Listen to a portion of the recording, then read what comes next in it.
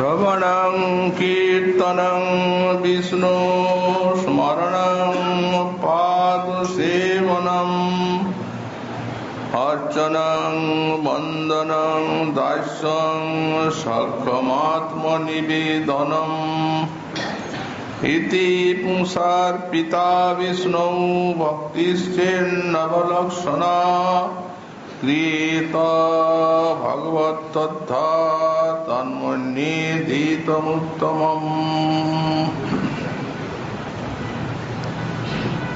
কলি পাবনাবতার শ্রী শ্রী গৌরাঙ্গ মহাপ্রভু পরম অন্তরঙ্গ পার্ষদ গৌড়ীয় বৈষ্ণবাচার্য বর্গ পরম পূজ্যপাদ শ্রী শ্রী জীব গোস্বামী চরণ তাঁর শ্রী ভক্তি সন্দর্ভ গ্রন্থে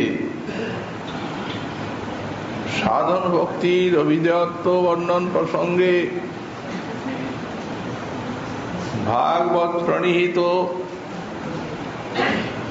শ্রী প্রহ্লাদ মহাশয়ের উক্তিতে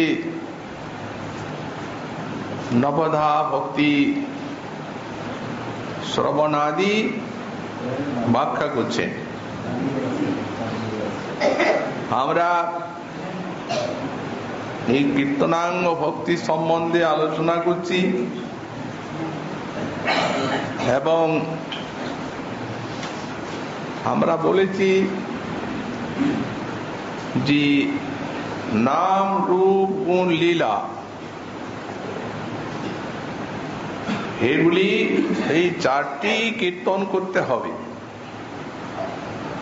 তবে বিশেষত যদি রূপ গুণ লীলা শ্রবণের সৌভাগ্য হয় মহতের মুখে, তাহলে স্বতন্ত্র কীর্তনের প্রয়োজন নেই। কিন্তু নাম শ্রবণ করলেও এটি কলিকালের যুগধর্ম বলে প্রত্যেক সাধককে এই নাম সংকীর্তনটি করতেই হবে। এবং নাম সংকীর্তন এত বলবৎ সাধনা যে নাম সংকীর্তনের সঙ্গে সঙ্গে সাধকের হৃদয়ে ভক্তি সাধনার যে প্রয়োজন তত্ত্ব প্রেম, সেই প্রেম চিত্তে এসে উদিত হন। কিন্তু এই যে বহু বহু নামের আবৃত্তি, এটির কারণে হচ্ছে সাপরাধ চিত্তের জন্য অপরাধাদি চিত্ত কালুষ্য নাশের নিমিত্ত এই সকৃতি আবৃত্তি উপদেশা অসকৃত আবৃত্তি বার বার লক্ষ লক্ষ নাম আবৃত্তির উপদেশ করা হয়েছে। সুতরাং এই নামের ফল প্রাপ্তির পথে যত সব অন্তরায়, আর অন্তরায়ের মধ্যে এই নামাপরাধী হচ্ছে মুখ্য অন্তরায়। আমরা প্রথম অপরাধ সাধু নিন্দা, নামাপরাধ এবং মহৎ অপরাধ তার কথা আলোচনা করেছি। তারপরে দ্বিতীয় অপরাধটি হচ্ছে শ্রী বৈশ্য শ্রী বিষ্ণুর গুণনামাদি সকলম ধিয়া ভিন্নং পশ্চিত সকলু হরি নামাহিত কর। পদ্মপুরাণ বলেন দ্বিতীয় অপরাধীর কথা। শ্রী বৈশ্য শ্রী বিষ্ণুর গুণনামাদি সকলম ধিয়া ভিন্নং পশ্চিত, অর্থাৎ শ্রীমন মহাদেব তিনি একটি পৃথক শক্তিসিদ্ধ ঈশ্বর এবং শ্রী বিষ্ণু তিনি এক পৃথক শক্তিসিদ্ধ ঈশ্বর। এইরূপ যদি নাম, গুণ, স্বরূপাদি বিষ্ণু এবং মহাদেবের যদি ভেদ সৃষ্টি করা যায় তাহলে একটি নাম অপরাধ হয়, নাম প্রসন্ন হয় না। এখানে যেমন বলা হচ্ছে যদি মহাদেব এবং বিষ্ণুর নাম, গুণ, স্বরূপাদিকে পৃথক মনে করলে নাম অপরাধ হয়। তেমনি আবার বলা হয়েছে যে যস্তু নারায়ণং দেবং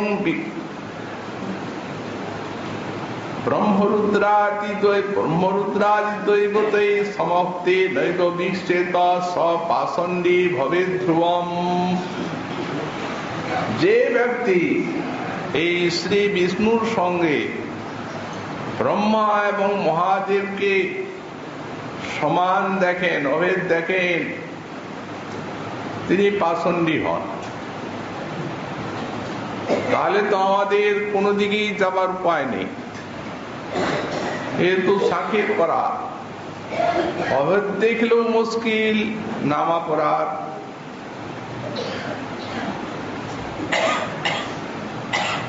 ভেদ দেখলেও মুশকিল, সেখানে পাষণ্ডী।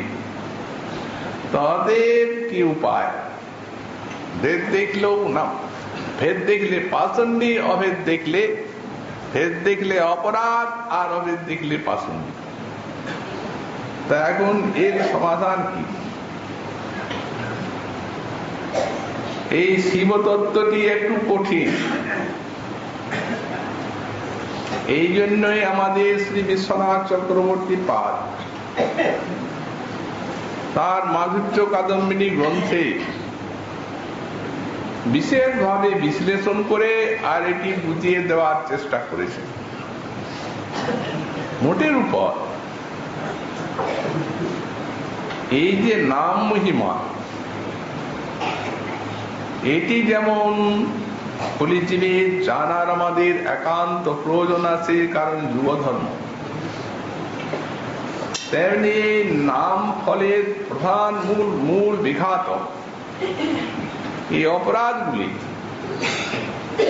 যাতে আমরা স্থূনাদি খননায় উত্তম রূপে এই অপরাধ বিষয়ক জ্ঞানগুলি লাভ করতে পারি, তারও প্রয়োজন আছে। তাহলে আমরা সাবধান হতে পারবো এবং অপরাধ আর আসবে না। উনি চৈতন্য তত্ত্বটিকে নিয়ে ব্যাখ্যা করলেন, বললেন মনে করুন প্রথম হচ্ছে চৈতন্য তত্ত্ব, সেটিকে দুই ভাগ করা গেল। একটি হচ্ছে স্বতন্ত্র চৈতন্য তত্ত্ব, আর একটি অস্বতন্ত্র চৈতন্য তত্ত্ব। তো এই স্বতন্ত্র চৈতন্য তত্ত্ব যেটি, সেটি শ্রী নারায়ণাদি স্বরূপ, এবং অস্বতন্ত্র চৈতন্য সেই জীব, একটা ঈশ্বর আর একটা জীব। আবার যেটা স্বতন্ত্র চৈতন্য তত্ত্ব, সেটিকে দুভাগে ভাগ করা গেল। একটি হচ্ছে মায়াস্পর্শ শূন্য, আর একটি হচ্ছে লীলায় বিশ্বকার্যের নিমিত্ত মায়াস্পর্শ অঙ্গীকৃত। যেটি মায়াস্পর্শ শূন্য শ্রী নারায়ণাদি, এবং যেটি লীলাতে মায়াস্পর্শ অঙ্গীকৃত সেই শিবাদি। এইরূপ সংখ্যা এটি সহজেই বোঝা যাচ্ছে। যেখানে অভেদের কথা বলা আছে, সেখানে ওই স্বতন্ত্র চৈতন্য তত্ত্ব বিষয়ে অভেদ, আর যেখানে ভেদের কথা বলা আছে, সেখানে ওই মায়াস্পর্শ শূন্য আর এই লীলায় মায়াস্পর্শ অঙ্গীকৃত। এইখানে বলা আছে। একটা ভেদও আছে আর একটা অভেদও আছে, কিন্তু এইরূপ এক এক স্থানে আছে। এখন শাস্ত্রে আমরা দেখতে পাই যে যেমন ব্রহ্মা, আচ্ছা ব্রহ্মা জীব কোটির মধ্যে ঈশ্বর তত্ত্ব না, তো ব্রহ্মা যেমন জীব কোটি আছেন, শত জন্ম নিষ্কাম কর্মের ফলে কোন শ্রেষ্ঠ জীব ব্রহ্মাপদ প্রাপ্ত হয়ে থাকে, কিন্তু ব্রহ্মা যে ঈশ্বর সে কোথাও বলা আছে শাস্ত্রে। তাহলে আমরা কোনটা ধরব? এখানে ব্যাখ্যা করছেন এই যে ব্রহ্মা তো জীব কোটি ঠিকই, কিন্তু যেখানে ঈশ্বর তত্ত্ব বলা আছে ব্রহ্মাকে, সেখানে সেই সূর্য এবং সূর্যকান্ত মণির যেমন হবে ব্যাখ্যা করা হচ্ছে, সূর্যের যে কিরণ, সূর্য এবং সূর্যকান্ত মণি দুটা ভেদ, দুটো জিনিস এক, কিন্তু সূর্যকান্ত মণির তেজটা যখন প্রবিষ্ট হচ্ছে সূর্যকান্ত মণিতে সূর্যের তেজ, তখন ওটা অগ্নি প্রসব করছে, বস্ত্রাদি দগ্ধ হচ্ছে। তো সেই প্রকার ব্রহ্মাতে সৃষ্টি আদি শক্তি যে সংক্রমিত হচ্ছে ঈশ্বরের থেকে, এই অংশে শাস্ত্রে অভেদ বলা আছে, কিন্তু এই স্বতন্ত্র ঈশ্বর তত্ত্ব বলে অভেদ নয়। পক্ষান্তরে শ্রী মহাদেব যেমন ঈশ্বর তত্ত্ব, তেমনি কোন স্থানে জীব শ্রীমন মহাদেব হন, তাও শাস্ত্রে আছে। তো এখন জীবের মধ্যে সেইরূপ ভগবত শক্তি সঞ্চারিত হয়ে আর মহাদেবের যে সংহারাদি কার্য, সেই কার্য করে থাকেন। তো এই জন্য ব্যাখ্যাকার কোথাও বলেন যে মনে করুন যখন শ্রীমন মহাদেব যে সময় ওই কোন জীব, শ্রেষ্ঠ জীব মহাদেব যখন হলেন, তখন যদি ঈশ্বর তত্ত্বের সঙ্গে নারায়ণ বিষ্ণু তত্ত্বের সঙ্গে যদি অভেদ মনা করা যায়, তাহলে অপরাধ। আর যখন ঈশ্বর তত্ত্ব যে মহাদেব, তার সঙ্গে যদি ভেদ করা যায়, তাহলে অপরাধ। এইভাবে এই দুইটি বিরুদ্ধ পক্ষের সমাধান করা হয়েছে। এখন যারা মনে করেন যে আমি বিষ্ণু ভক্ত, একান্তী, অতএব আমি যখন একান্তী ভক্ত, আমার কোন দেব দেবী ইত্যাদি সেবা আরাধনা ইত্যাদি নিষেধ, অনন্য ভক্তির হানিকর, তখন আমি মহাদেবকে দেখব না। আবার কোন শৈব তিনি যদি মনে করেন যে আমি একান্ত মহাদেবের ভক্ত, হয়তো আমি বিষ্ণুকে দেখব না, এই অপরাধ। এইরূপ ভেদ দৃষ্টি যেন এই মহাদেব এবং বিষ্ণু তত্ত্বের ভিতরে না আসে। হ্যাঁ, আপনি একান্তী এবং আপনাকে বিষ্ণুকেই আরাধনা করতে হবে, কোন দেবদেবীর আরাধনার আপনার প্রয়োজন নাই। কারণ শাস্ত্রে বলাই আছে যে পৃথক ভাবে আপনি যে দেব দেবীর আরাধনা করুন, তারা যতটা না সন্তুষ্ট হবেন, যদি বিষ্ণুর আরাধনা করেন তার থেকে অনেক গুণ বেশি তাদের সন্তুষ্ট। যথা তরুর মূল নিঃশেষণীন তৃপ্পন্তি তৎস্কন্দ ভুজো প্রসাদ। তবে কোনটা আপনি চান? তাদের এই সন্তুষ্টাই তো চাওয়া দরকার। বিষ্ণু উপাসনা করলেই তো হল, সর্বদেবময়, সব দেব দেবীর সন্তুষ্ট। তবে বৈষ্ণব কোন দেবীর আরাধনা না করলেও যদি আরাধনা করতে হয় মহাদেবের, এমন সময় আছে, তো বৈষ্ণবের পক্ষে সে রাস্তা খোলা। তারা জানেন বৈষ্ণবানাং যথাসম্ভব, দেবগণের মধ্যে যেন অচ্যুত, নদী সকলের মধ্যে যেন গঙ্গা, তেমনি বৈষ্ণবগণের মধ্যে আছেন শ্রীমন মহাদেব। আর মহাদেব তো বিষ্ণুর আরাধনাই করছেন। সুতরাং সেইভাবে তারে করতে হলে তারা সেইভাবে বিষ্ণুর প্রসাদ দ্বারা করেন।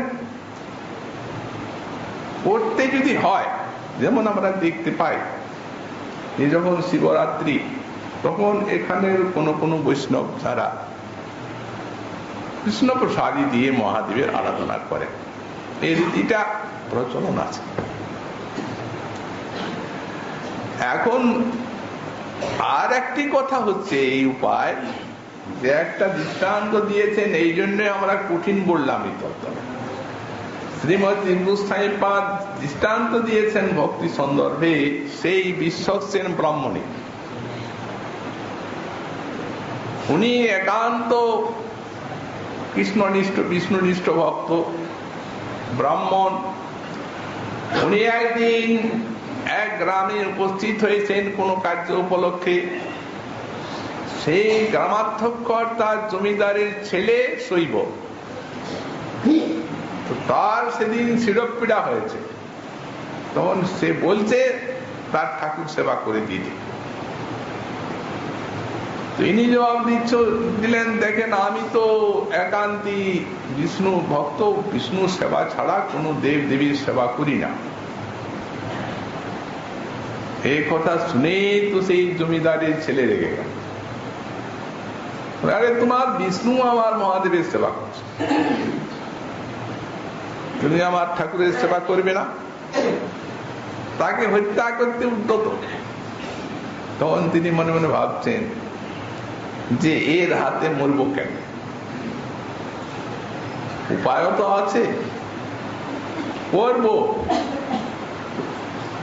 সেখানে গেলেন, কিন্তু সেখানে তো বিষ্ণু প্রসাদী কিছু করার, সেখানে কোনো উপায় নাই। শিব মন্দির যদি একটা শালিগ্রাম থাকতো তাহলে প্রসাদী করে দিতেন, সব তো কিছু নেই। মনে মনে চিন্তা করছেন যে অভেদ তো আছে বিষ্ণুর সঙ্গে, অতএব যেখানে যে স্বরূপের সঙ্গে অভেদ আছে, যেমন ইনি বিশ্বকার্যের জন্য যে তমগুণকে অঙ্গীকার করেছেন সেটা তো সংহার কার্য, আর সেই রূপ উগ্র রূপ বিষ্ণুর হচ্ছেন শ্রী নৃসিংহদেব। অতএব এই নৃসিংহদেব বলেই আমি সেবা করব। তাহলে আর একান্তিত্বের কোনো হানি নেই। ওই যা দিচ্ছেন নৃসিংহায়ন, যেমনি নৃসিংহায়নম বলেছে তেমনি ক্রুদ্ধ হয়ে গেছে, নিকটেই আছে সেই জমিদারের ছেলে। আবার সেই খড়গ, বেটা শিবানম বল।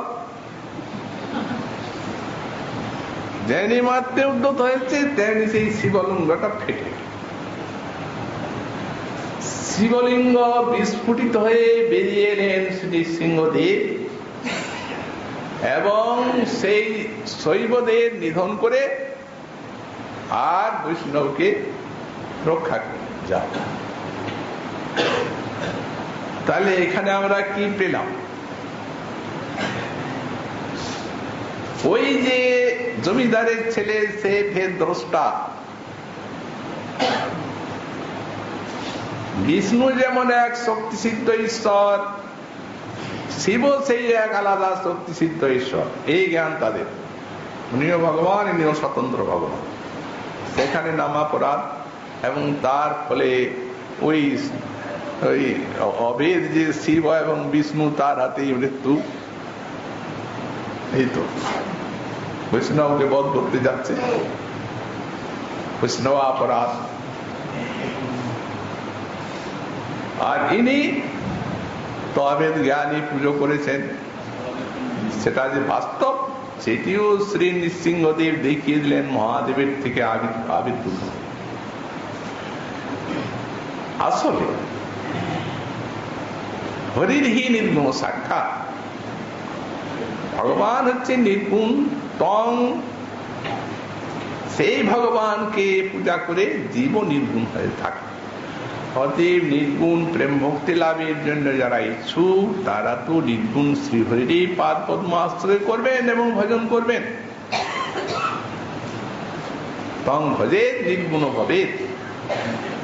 কিন্তু যারা কামনা বাসনাশীল মানব, ধন জন অর্থ সম্পদ বিবিধ প্রকারের বাসনা যাদের আছে, তারাই এই মহাদেব ব্রহ্মা এবং অন্যান্য দেব দেবীর আরাধনা করে থাকে ওই সেই সমস্ত কাম্য বস্তুগুলি প্রাপ্ত হওয়ার জন্য। মূল কথা হচ্ছে এই। তো এখন মহাদেব তিনিও বৈষ্ণবানাং যথা সম্ভব, ব্রহ্মা বিশ্বের আদিগুরু।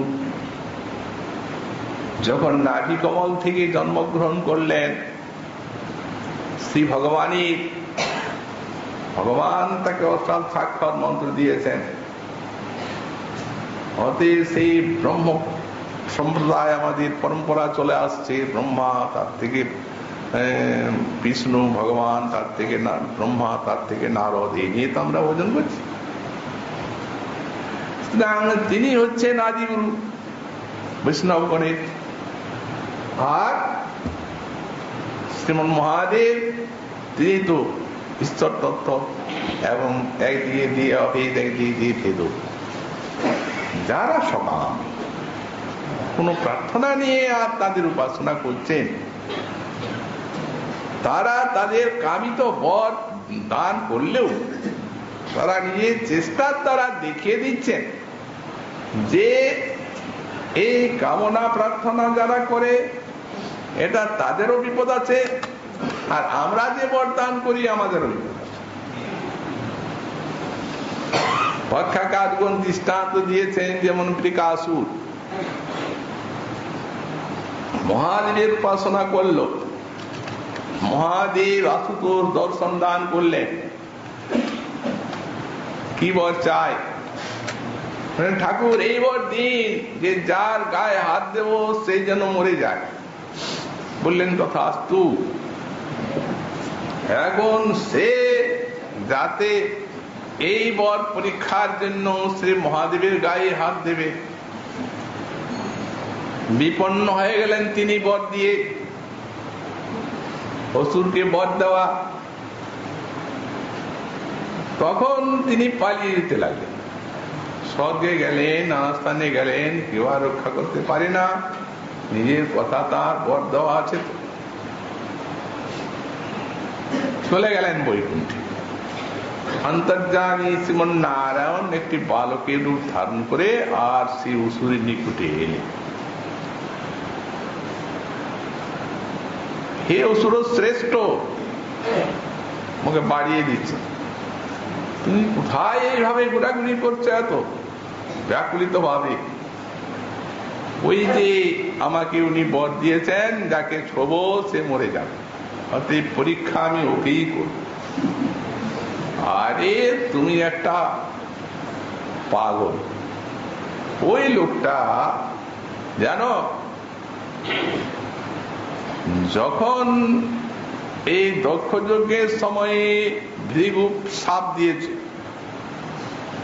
সেই ভৃগু সাপে ওই ব্যক্তি পিশাচত্ব প্রাপ্ত হয়ে শ্মশানে মশানে কতগুলি ভূতকে নিয়ে ঘোরাঘুরি করে। আরে তার বাক্য কখনো সত্য হয়? হে অসুর শ্রেষ্ঠ, এত ছুটবার কোনো প্রয়োজন নাই। আমার মতে তুমি নিজের গায়ে হাত দাও, দেও, কিছু এই তো হয়ে গেল। অসুর হাত দিল, বাস মৃত্যু। মহাদেব বললেন প্রভু রক্ষা করবেন। শ্রীমন্নারায়ণ বললেন, দেবাদিদেব আপনি তো আশুতোষ, যে যা চাইবে বিচার না করে তথাস্তু, একটু বুঝে সুঝে দিবেন, এদিকে এইভাবে বর দেওয়া ঠিক নয়। সর্পকে দুধ দিয়ে পুষ্ট করলে সে বেশি ঢাল। যাক, মনে রাখবেন। হিরণ্যকশিপু তপস্যা করলো, ব্রহ্মা দর্শন দিয়ে বললেন, বলো কি বর চাই? হিরণ্যকশিপু অমরত্ব চাই। অমরত্ব চাইবার উপায় নেই, কিন্তু ছলে তাই চাই। এইবার দিন যেন দিনে না মরি, রাত্রে না মরি, যেন কোন ব্রহ্মার সৃষ্ট জীবের দ্বারা না মরি, যেন মানুষ পশু কারো দ্বারা না মরি, যেন আকাশে না মরি, পৃথিবীতে না মরি।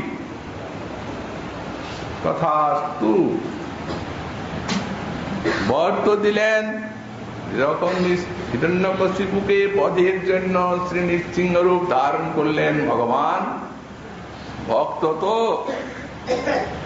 আর উনি সর্বসমর্থ, বললেন তোমার বরটা ঠিক থাক, ওটাও থাক, আরে নিধন দিনে না রাত্রে না সন্ধ্যায়।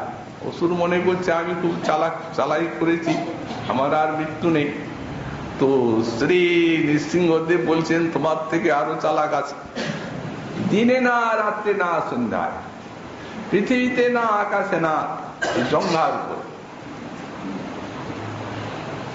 মানুষে না পশুতে না নরসিংহ, প্রত্যেকটা মানুষ প্রত্যেকটা পশু। ব্রহ্মার সৃষ্ট কেউ জীব নয়, সাক্ষাৎ ভগবান অসুর নাশ করলেন। সেখানে ভাগবতে আছে, ব্রহ্মাকে বললেন এইভাবে বট্টর দেবেন না এইসব অসুরকে, এই সব বর্গের সামঞ্জস্য রক্ষা করবে। হতে তিরস্কৃত হলেন ব্রহ্মা। তো তারা নিজের চেষ্টায় জানিয়ে দিলেন যে যারা সকাম, কোন ফল বাসনা নিয়ে আরাধনা করেন সেই দেব দেবীর, তারা নিজেও বিপন্ন হন আর এদিকেও বিপন্ন হতে হয়। কৃষ্ণ ভক্তি চান, যদি চাইবারই হয় কারো কাছে, কোন দেব দেবীর কাছে, কারণ কৃষ্ণের একান্ত ভক্ত যারা, তারা তো কৃষ্ণ ভক্তি ছাড়া অন্য কিছু কামনা করেন না। অতএব এ ছাড়া অন্যদিকে গেলেই বিপদ, কামনা বাসনার ভিতরে গেলেই ভক্তির হানি। এই জন্যই এই সব শাস্ত্রবাণীতে এই তত্ত্বটিকে বুঝিয়ে দেওয়া হয়েছে। ভগবান সাক্ষাৎ ঈশ্বর তত্ত্বই শ্রীমন মহাদেব, এবং তিনি বিষ্ণু তত্ত্বের যারা উপাসক তাদের উপরে তার পৃথক আরাধনা না করলেও পরম সন্তুষ্ট হয়ে থাকে। তাই নিজেও তো সেবা করছেন ঠাকুর, কৃষ্ণবানাং যথা সম্ভব। তৃতীয় অপরাধটি হচ্ছে গুরুবৈজ্ঞা, শ্রী গুরুদেবের অবজ্ঞা। এখানে অবজ্ঞা বলতে শ্রী গুরুদেবে মনুষ্য বুদ্ধি ধারণা করা। মর্তা শুদ্ধিকৃতং সর্বং পুঞ্জরসৌতব। যারা জ্ঞান দীপপ্রদ এই দীক্ষাগুরু এবং শিক্ষাগুরুর প্রতি মনুষ্য বুদ্ধি পোষণ করে থাকেন, বললেন তাদের যে ভজন সাধনাদি সব ওই হস্তি স্নানের মতো ব্যর্থ হয়ে যায়। হস্তিকে স্নান করিয়ে দিল মাও, তার সঙ্গে সঙ্গে কাদা মাখল। তো সেই রূপ হয় সাধন ভজন। প্রকার সংস্কার অন্তরে আছে, সকল সংস্কারকে তারা প্রশংসা করে আর সেই সাধনায় প্রবৃত্ত করেছে। ধর্ম তো বটে, আর তা না হলে বহির্মুখের মতো খাওয়া দাওয়া পশুবৎ হয়ে যাবে মানবিক জীবন। তাহলে তো তার ওই এই সংসার ক্লেশ কোনোদিনই নিবৃত্তি হবে। আর অধিকার বেঁধে রেখে অনধিকারী যদি কোন একটা সাধনা করতে চায় বা যায়, তাহলে সে পারবেও না এবং ফল মন্দই হবে। এই জন্য অধিকার অনুরূপ শাস্ত্রে সেই সেই যশগুলি দিয়ে দিয়েছেন, অতি বড় প্রয়োজন আছে। সকল শাস্ত্রের উদ্দেশ্য হচ্ছে ধীরে ধীরে কর্মী, জ্ঞানী, যোগী, বিভিন্ন অধিকারীকে ভক্তি মন্দিরের দরজায় নিয়ে আসা, এইটা হচ্ছে শেষ কথা। আর যদি কেবল ভক্তি কথাই থাকে, কর্মজ্ঞানের কথা না থাকে, তো ওরা ভক্তি করতেও পারবে না আর তাদের কল্যাণও হবে।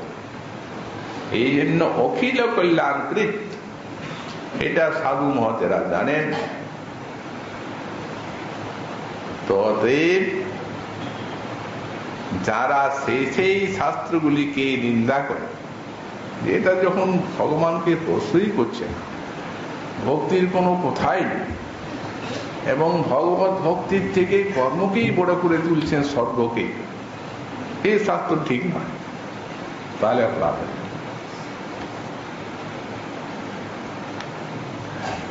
সুতরাং এইভাবে শ্রুতি শাস্ত্রের নিন্দা আসতে পারে, তাই শ্রুতি শাস্ত্রের নিন্দাকেও বর্জন করতে হবে। যেমন আমরা বললাম যে প্রথম অপরাধ, যে বৈষ্ণব অপরাধ, সেটি যাওয়ার যদি হয়ে যায় তো সেটি খণ্ডনের হেতু আছে, হয় সেই বৈষ্ণবের কৃপালাভ, প্রসন্নতা, কিংবা সেটি একান্তই না হলে নিরবধি নাম সংকীর্তন। দ্বিতীয়টি হচ্ছে ওই বিষ্ণু এবং ভগবানের যে ভেদ জ্ঞান, পৃথক শক্তি সিদ্ধ ঈশ্বর, এটিও তত্ত্বজ্ঞানের অভাবে হয়। অতএব যারা এই সমস্ত বিষ্ণু তত্ত্ব এবং মহাদেবের তত্ত্ব, যারা শাস্ত্রীয় সেই সকল তত্ত্ববেত্তা, সেই সকল সাধুগণের নিকটে সঙ্গ করতে হবে তাদের, যদি হয়ে যায় যারা ভজন করছেন তাদের, সেই সমস্ত সাধু মুখের তত্ত্বটি জানতে হবে এবং এই প্রকারের যে ভেদ অভেদাদি আর জ্ঞান, সেটিকে ত্যাগ করে বিষ্ণু আশ্রয়ে ভজন করতে হবে, তো ওটা যাবে। তেমনি এই যে গুরুবদ্ধ অপরাধ যদি হয়ে যায় তো শ্রী গুরুর চরণে প্রপন্ন হয়ে আর তার জন্য ক্ষমা ভিক্ষা করে করুণাময় শ্রী গুরুদেব সর্বদা ক্ষমাশীল। কারণ মহতেরা জানেন যে এই শিষ্যে যদি কোন প্রকার প্রত্যবায় থাকে, সেটি শ্রী গুরুদেবকেও স্পর্শ করে থাকে, ভজনের অনিষ্টকর হয়। অতএব প্রসন্ন হয়ে তিনি ক্ষমা করবেন। যদি এরূপ কোন প্রকার মনে বা কার্যের দ্বারা, দেহের দ্বারা যদি এরূপ মর্ত বুদ্ধি আসে বা সেই রূপ ব্যবহারের দ্বারা প্রকাশ পায়, তাহলে তার চরণে স্কপটে বলে ক্ষমা চাইলেও গেল।